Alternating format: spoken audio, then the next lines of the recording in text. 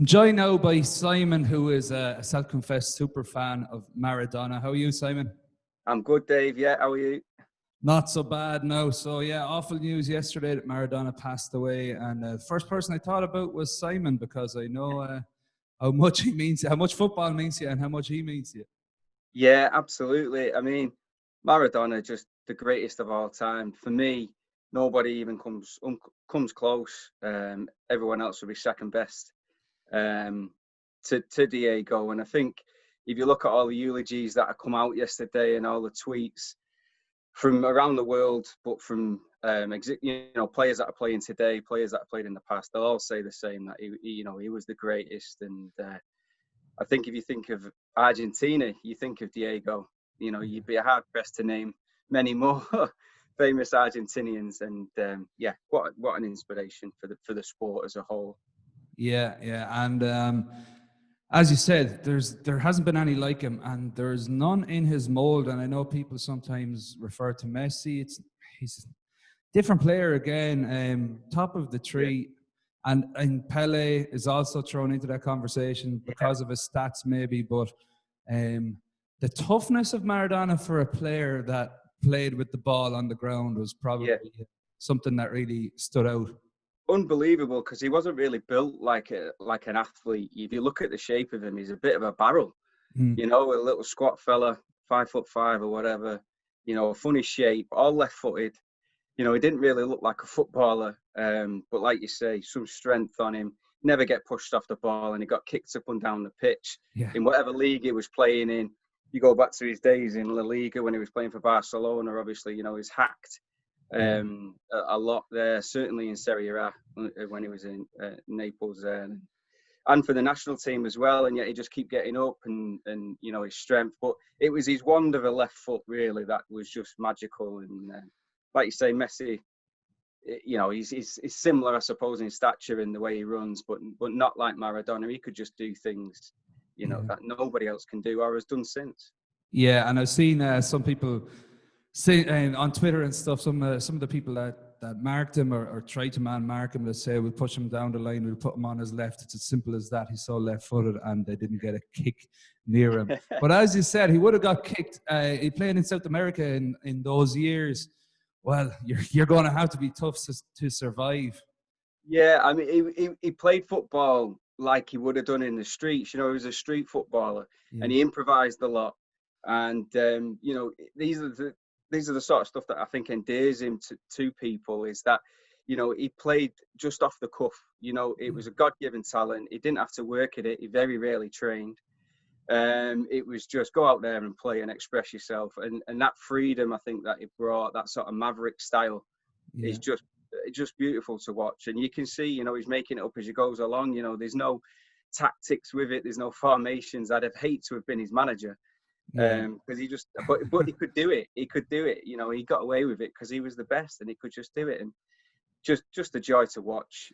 People aren't familiar with him, And as an advanced playmaker, he scored so many goals. As in, he wasn't necessarily an out-and-out striker as well. I was going through some of the stats, and it's unbelievable. But he made his debut. He was just turning 16.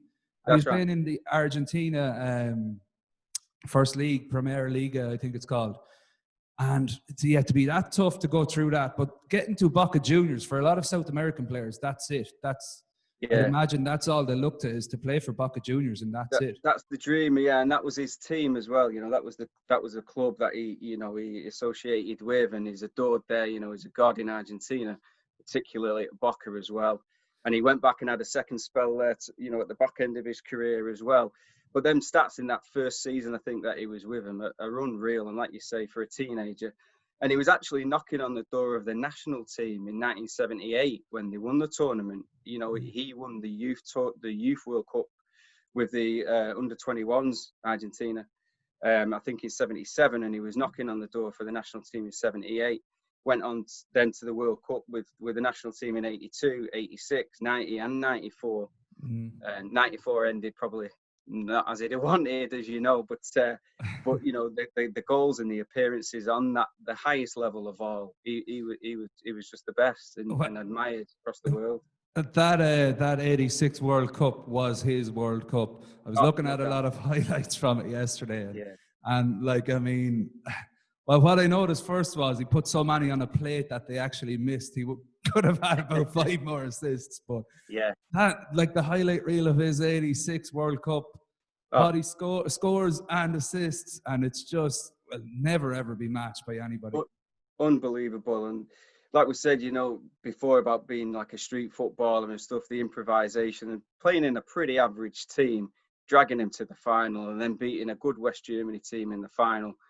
But obviously the highlight, knocking out England in the quarters, and that goal with the century that he scored, the second one that he scored that day. But improvisation with the first goal, with the hand of God, and that will to win, and everything that went around that game, with the backdrop of the Falklands and everything else, it's just is Maradona in a nutshell, the hero and villain in 90 minutes. Sums him up really. Yeah, but as you said, it's his natural way to play to win. And if he was playing on the street, he might have hit it in with the hand. What I loved most about it was how he celebrated that goal. The minute it went in, the arms were up. There was no doubt that was a goal. Yeah, absolutely. Yeah. Yeah. But he has this hero and villain character, and I love that. And I think it's beaten out of a lot of players that are coming through over the last 20, 30 years.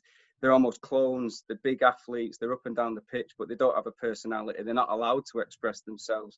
Whereas someone like Maradona, with his ability, was allowed to do that and was definitely himself. But if you look at the World Cup in 1990, when they played Italy in the semi-final, again, hero and villain, he managed to turn a nation against their own team, or at least split them 50-50, because the semi-final was played in Naples, in his home, where he plays with his home team, with Napoli. And then to get the sort of Neapolitans to cheer for Argentina and really split Italy apart, played heavily on the national team of Italy. They've come out and said it since in some of the podcasts that I know we've been listening to. The Italian players were aware of that, and it felt like an Argentinian home game rather than Italy playing in the semi-final in their own country. Yeah, well, when he went to Naples, that was just, I don't think anybody has done it, gone to a team which was so dominated by the north of Italy. Yeah. But I read a quote from the newspaper when he moved to Naples. A lack of houses, schools, buses, employment, a mayor, and sanitation. None of this matters as we have Maradona. Like, Naples was... Yeah, crazy. And I saw some of the tributes yesterday, people from Naples, and they were saying he gave us something to dream about. Yeah. Naples was very, very poor at that stage. It must have been just a huge lift to go and watch Maradona, the best player in the world. Absolutely, and they'd never won anything before. They'd certainly never won the Scudetto before, and I think he signed for him in '84. And they won the first Scudetto there in I think it was '85 or '86. So a short amount of time, and he's won the title with them. But it's just unreal what he achieved at Naples, and I'd recommend anyone to. There's a book called Once Upon a Time in Naples by John Ludden, and it focuses on that period in Maradona's life. It's the one that they actually based the documentary on, that I think that was on at the Pictures last year. It's a fantastic book and really captures that moment in time of Maradona's time in Naples and what it meant to the Neapolitans, and again that hero villain side of Maradona, getting involved with the Gomorrah over there and Ladies of the Night and some of the fantastic stories of what he got up to there and what he was allowed to get up to there. I mean, it all caught up to him in the end, as these things do. But that maverick, that rebel, I liken him to a rock and roll star, but playing football, which is the best two things, isn't it? And he had it all. And yeah. But there was a lot of kids apparently born called Diego around those years, and one of them actually turned out to be his later on. Yeah, I think he's got more sons than Boris Johnson that he does or doesn't know about. But he was certainly busy off the field as well as on it in Naples, and he just fitted that city like a glove, and brought them all together. And for the 7 years or so that he was there, what a magical time. And like I say, this book, Once Upon a Time in Naples, John Ludden, check it out if you can. It's stocking filler there for Christmas as well. Well, it's one of those stories that goes beyond football, because what he must have done for Naples, from whatever I've read, is just like, in your everyday life, you have something to look forward to, which they didn't at the time. So yeah, they're talking about renaming the stadium after him there now, just this morning. So right, yeah, I can see that. Yeah, that'd be great. Well, he went on to Seville, Newell's Old Boys, and Boca as well. Yeah. To finish up, but as you were saying, the Maverick attitude, the not just being a footballer and still being able to do it. Obviously, '94 was a down point. Yeah. And you were expecting something out of him. But what are your favorite off-the-cuff stories about Maradona, good or bad? We don't mind what you say. You don't have to. Good or bad? Well, you mentioned Seville there, and a lot of people probably don't realise that he had a spell at Seville. And I happened to be down there watching United when we played them in the Europa League a couple of years ago, and we got talking to a few of the locals in a bar. And funny enough, this bar that we went in, Diego had been in, and his picture was everywhere in there. So we got talking to the guy, and my Spanish isn't great, and his English wasn't great, but just the fact that Maradona had been in there, we managed to sort of bond over that.